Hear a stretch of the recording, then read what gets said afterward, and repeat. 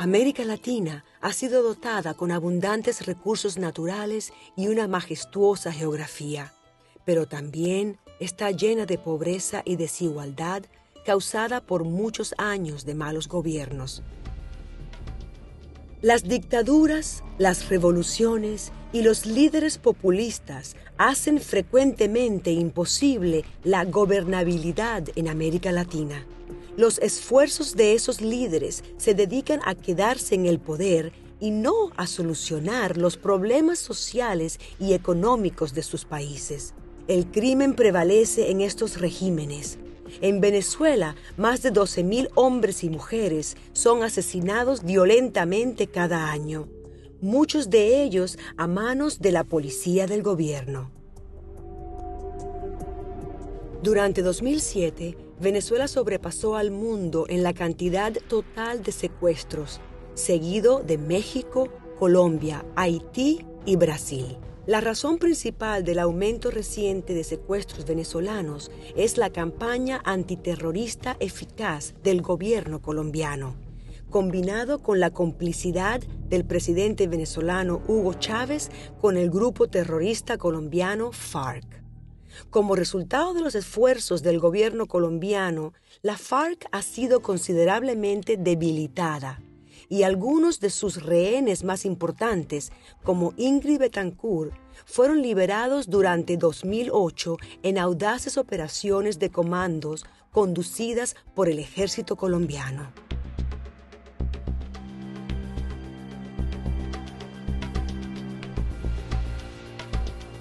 There are 200 million people living on $2 per day or less in Latin America. That's 200 million out of 500 million people. Poverty is a symptom of the problems of Latin America, including corruption. One of the reasons why people are poor is because of corruption, but there are others.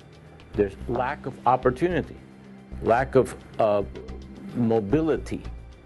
In fact, Latin America today is in danger of becoming the worst continent next to Africa for social mobility and economic upward mobility.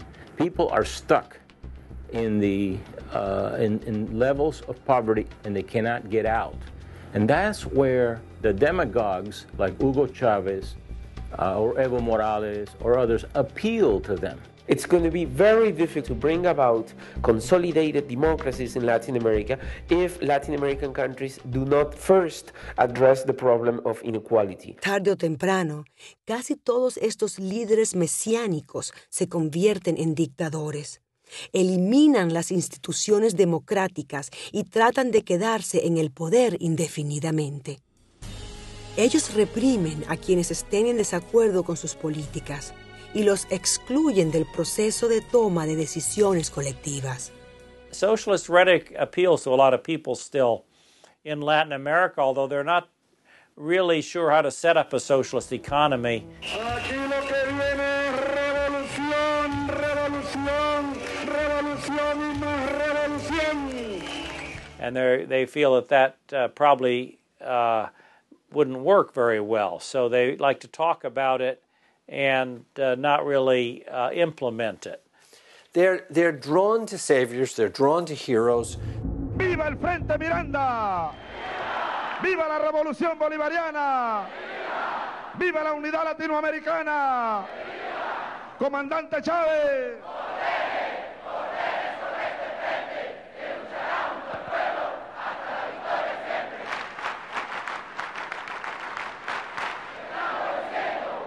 When Chavez came forth in the 1998 campaign, what did Chavez say he was going to do when he got to be president, all right? He said he was going to eliminate poverty and he was going to eliminate corruption, and that he was going to make the oil industry and the oil benefits redound to the barrios, to the public, to the people who had been denied in this huge income gap in Venezuela. Who could not be happy with that, actually? Because they sing these siren songs of of oppression, and you poor people are oppressed because of the oligarchy or the rich people, that they don't understand that the solutions that the Chavezes and the Moraleses and the Castros and the others have been proposing are going to make the problem worse. You had a revolution in Cuba that was very inspiring to people. So you had this sort of uprising for socialism, a long period when there were military governments that repressed that. Gómez gobernó Venezuela durante 27 años y Pérez Jiménez impuso una dictadura militar durante 10 años. Augusto Pinochet estuvo en el poder en Chile durante 17 años. Juan Velasco Alvarado impuso una dictadura militar izquierdista en Perú durante casi 10 años, mientras que el derechista Rojas Pinilla hizo lo mismo en Colombia durante algunos años. El caudillo nicaragüense Somoza gobernó al país durante 20 años, mientras que Trujillo dominó la República Dominicana durante 18. Juan Perón y su esposa Evita controlaron Argentina durante 11 años, hasta ser reemplazados por un golpe militar. El ejemplo más dramático de esta tragedia política es Fidel Castro, quien permaneció en el control de Cuba durante medio siglo.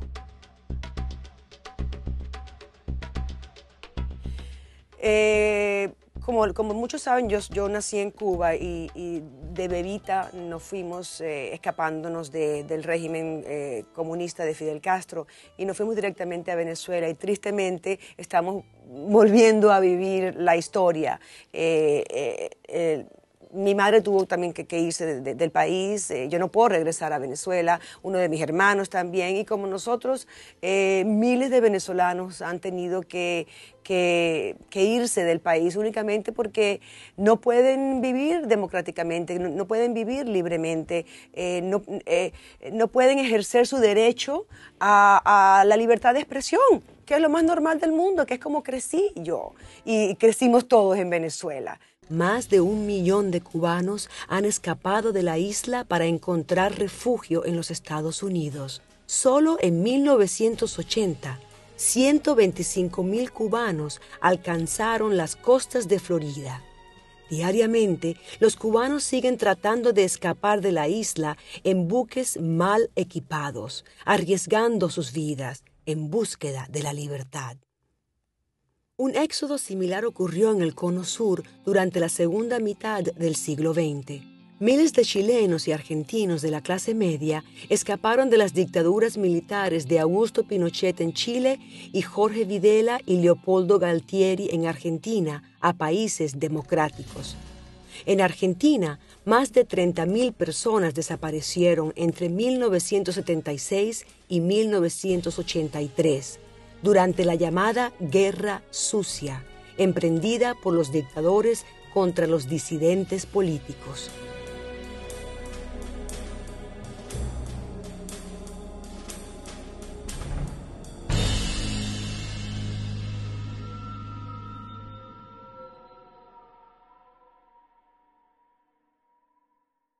When Pinochet left office, 40% of Chileans were below poverty. So poverty was widespread.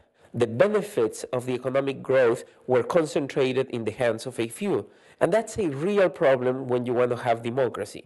If the benefits of wealth are concentrated in the hands of a few, then we will see inevitably the emergence of populist leaders who say, well, we'll take from the wealthy and we'll give to the poor. So when the governments do not implement policies that distribute the wealth better, you inevitably end up with populist leaders that claim to defend the poor. Hay una conexión casi inevitable entre las dictaduras y el estancamiento social. Durante los últimos 100 años, Latinoamérica ha sido el lugar de nacimiento de la demagogia, un estilo de gobierno que compra el poder político con promesas falsas.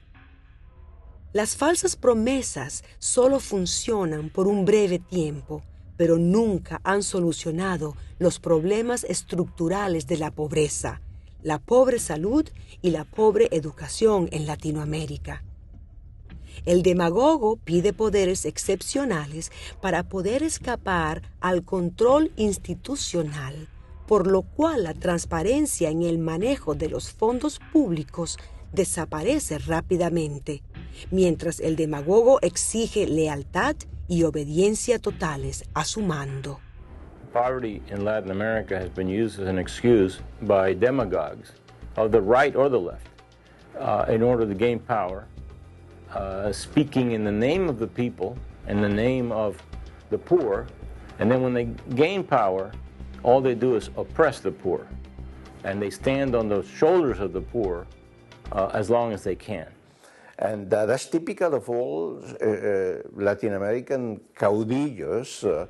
They believe that they have the solution to all the problems. Chavez is certainly not a solution. It's much more part of the problem than part of the solution. But I would say that Chavez represents much more a symptom of what's happening and what has historically happened in Latin America than the problem himself. What we should really look into is how they can change the institutions and consolidate democracy in such a way as not to have the Chavez kind anymore. Conocí al presidente Chávez cuando no era presidente ni soñaba hacerlo en el año 1992, a raíz del golpe de Estado, donde él participó como uno de los líderes. Nosotros acá en Caracas no logramos controlar el poder. Ustedes lo hicieron muy bien por allá, pero ya es tiempo de evitar más derramamiento de sangre y yo, ante el país y ante ustedes, asumo la responsabilidad de este movimiento militar bolivariano.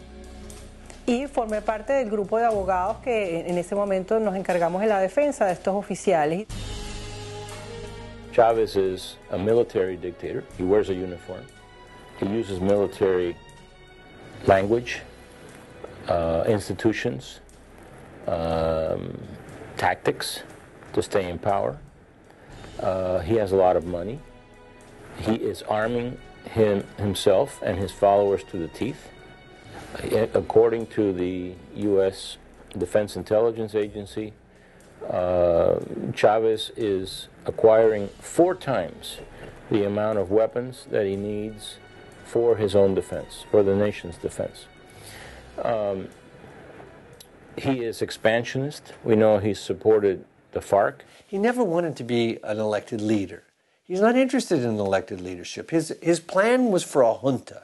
His plan was for a military takeover where he instructs people how to think, not where he reflects their opinions like in a democracy. President Hugo Chavez comes from what President Lula himself described as an authoritarian tradition. So for him, it is probably more difficult to accept that people will not follow every one of his commands. We have 45 million Hispanic Americans in the United States today. It's a great contribution to the United States. They produced $1 trillion of income in 2006. At the same time, we lose productivity because so many people are migrating without documents. They're off the books. And that creates a whole series of inefficiencies in the U.S. economy. Having people who are here allows us to continue to grow at a pretty good rate, but having them off the books means that people aren't able to invest in their education, the education of their children. They aren't as free to switch jobs. The Hispanic Americans are taking advantage of a system that believes in private property, believes in education, believes in law, and they can get into the system and they can start crawling up the system. And you can find Hispanics everywhere. They're in all neighborhoods and so on. They're integrating into the society. El nacimiento y evolución del